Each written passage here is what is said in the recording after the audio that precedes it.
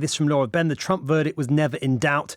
The day he admits he has done something wrong is the day I will start listening to what he says. If the American voters put him back in the White House, what does that say about then? Brain-dead morons springs to mind, says Laura in Wiltshire. Let's get a view from the Donald Trump camp, shall we? Response to tonight's event. Sebastian Gorka joins us, former Deputy Assistant to the President under Donald Trump. Sebastian, good to have you back on the programme tonight. Thank you very much for your time.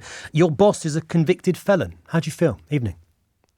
I'm just shocked. I used to love LBC when I grew up in West London, and then you read listeners' messages like Laura that calls a nation of 300 million people morons. What kind of bigots listen to LBC today? That's a little bit disturbing. I've read some supporting your former boss as well, Sebastian, but you weren't listening. I mean, 74 million Americans Yep. voted for my boss, but they're all morons. That's a little bit,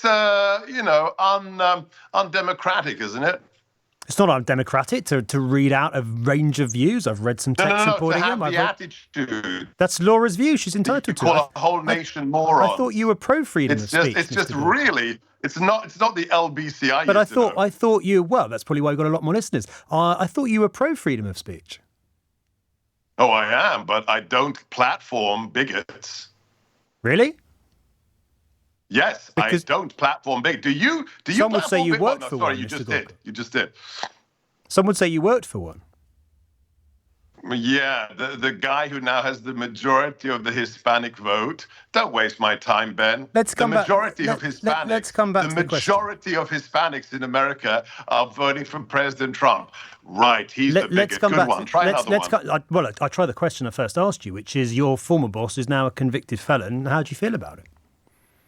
I'm outraged, but I'm also kind of like the Janus. I'm smiling on my other face. Why? Because this way he's strolling back into the White House. I mean, the one thing you can say about the Democrats, they're evil sons of bitches, but they're also stupid. I mean, this way he strolls back into the White House. Already during the 5 months of the trial, he was winning in every battleground state. He had a rally. I'm sure you saw the footage in New Jersey recently. New Jersey is one of the most Democrat states of the union.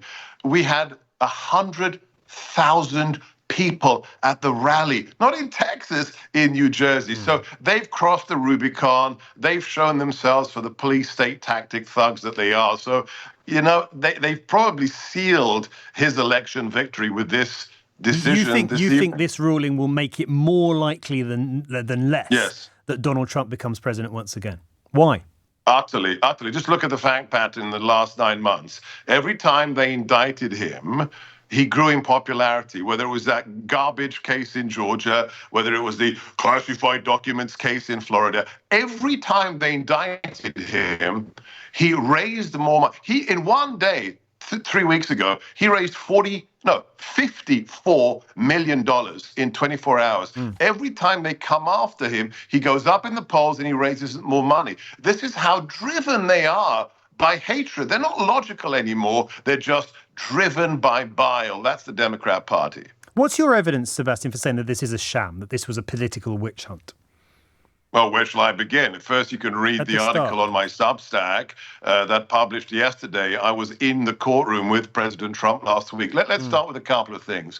One, Merchan, the judge, in contravention of the laws of the state of New York, donated not only to Joe Biden's political campaign, but to an anti-Trump PAC. That is illegal. A judge on the bench in New York cannot donate to a political campaign. Secondly, his daughter, Lara Merchan, has just raised $93 million for the Democrats, including the vice president, Kamala Harris, and she's raising it off her father's trial. And then, let's do one more. How about the fact that 48 hours ago, never before done, ever in a felony criminal case, the judge said to the jury, you know that thing about 12 of you agreeing on the guilty charge?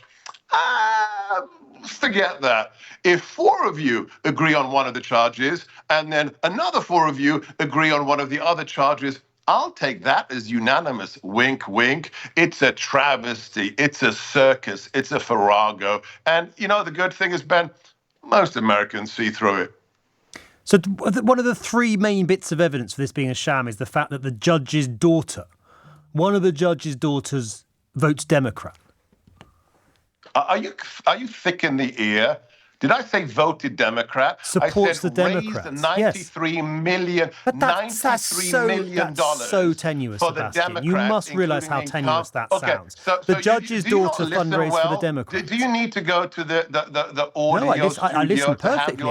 I'm just surprised at what I was hearing. To answer the question. I was surprised at what I was hearing. If you want me to answer the question. I said he donated illegally to Joe Biden. Did you not hear that? Mm-hmm. I heard you say that one of the three bits of evidence that this is a scam. Why did you skip over that and then change my words into his daughter voted Democrat? I mean, that's just propaganda. No, that's all. I repeated one of the three bits of evidence I never said she voted Democrat. Which was that she fundraised for the Democrats. It's tenuous. It's conspiratorial nonsense, isn't it, Mr. Walker? I said he broke the law by donating to Joe Biden. And then you say she voted Democrat. That's silly. You're just being silly. Do you ever stop for a moment and just think, do you know what? Maybe my former boss, maybe he's not all I thought he was.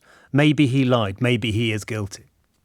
Do you ever stop and think maybe I should be a journalist, Ben? Sebastian, that's a genuine question. Does it ever, have you weighed this up? It's a stupid question. It's not a stupid question. I wouldn't have been his deputy. I wouldn't have 3.5 million people listening to my radio show every single day. I wouldn't have the positions I have in the White House, in the American I'm just trying to get at whether if I thought, ooh, clutch at my pearls. Come on, Ben. What I'm trying to get at is whether you trust him implicitly or whether you believe he has given reason to trust. Absolutely. You trust him you don't question it. I trust him because I know who he is. I worked for him. It's like, do you trust your friends or are you a scumbag, Ben? Well, if my friend said something that I thought sounded untrue, I would weigh up the evidence and I would say, have I got good reason to trust this person? Right. Yeah, you go ahead living in your little fantasy world where you think an individual who made a business filing statement in the January after the election. That's not what I'm asking you. Stop. Stop interrupting me. You're not answering my question. Don't invite. If you don't like the answer to the questions, don't invite me. Will you promise me that? I promise. If you answer the question I asked, the answers, don't invite me. Will you promise? Because I don't need LBC. Okay. If you don't like the answers.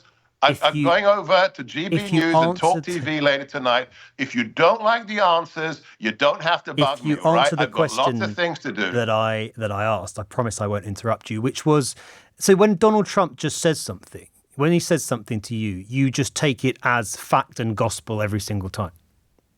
Did I say that? You said you trust him implicitly.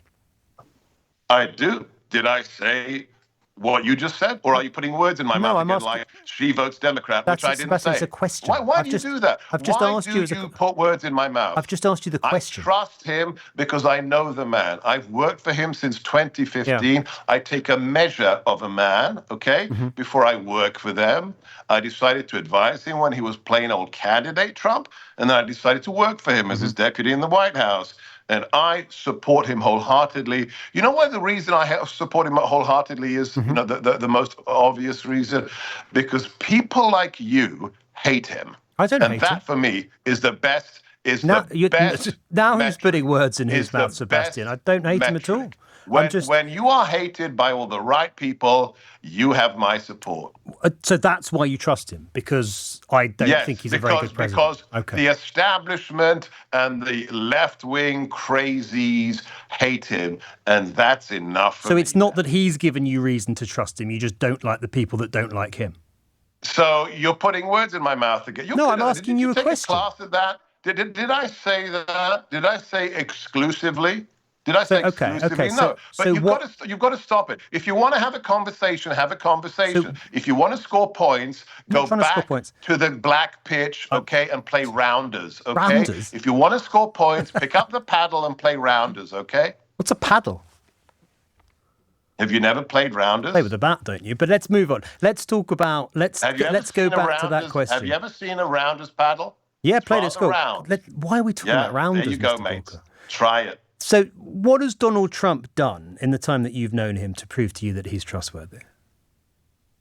What has he done? How about take on the establishment, refuse to take a paycheck for 4 years, stand in the breach to create peace across the world, no new wars for 4 years, seal the border, give us the biggest economy since record-keeping began, lowest unemployment for blacks and Hispanics since the 1960s, lowest unemployment for women since, 70 years. How long do you have? Shall I go on? But those are achievements, aren't they? I'm not saying why do you support him. I'm saying why do you trust him? Promises. Why do you think he's an honest individual? ISIS, and he did. I like people who keep their promises. I don't like people who just come in, make the usual promises and do nothing. You know what? People, men who keep their promises, I like them. Maybe you don't. I do. Can I ask you about Ukraine? Because that's come up quite a lot. What would Donald Trump do in relation to Vladimir Putin and his invasion of Ukraine? What would his policy on that be, Sebastian? He's already told his listeners, if you watch his rallies, he said day one, he would tell Vladimir Zelensky, you need to negotiate. And then he'd tell Putin, you need to negotiate. And if you refuse, I'm going to give more support to Ukraine than you can ever imagine. So he's going to play hardball, and he's going to get him in a room, and he's going to say, the killing stops now. But isn't that rewarding Putin for the invasion of Ukraine? On what planet? Well, because he would be gaining from the fact that he went into Ukraine, and he would, through the negotiations, gain land that he didn't have before he launched that invasion. As opposed to what? Should we drop nukes on Moscow? No, we should help Ukraine win the war. Yeah, that's what the president had. Do you know what we did when we were in the White House? Okay, so let's talk about the fact that Ukraine was invaded under Joe Biden a second time. The first time it was invaded was on somebody you may have heard of called Barack Hussein Obama. When Putin invaded the first time, by the way, Obama is a Democrat, in case you're not aware. What did Obama do? If you don't believe me, Ben, because you probably don't know, look it up. He sent blankets to Kiev, blankets and night vision goggles. When we arrived in the White House, do you know what we gave to Kiev? Do you have any idea, Ben? Go on. No, you don't. Of course you don't. We supplied them Javelin shoulder-launched anti-tank missiles. Not blankets, missiles, which meant for 4 years, interestingly, Mr. Gorka, I've got to leave it there because Ukraine was. I know you don't like the answers when they're not pleasant, right? You've had over 50 minutes. We're going to go to a statement from the Manhattan District Attorney. But thank you very much for your time. It's always great to have in the programme, Sebastian Gorka.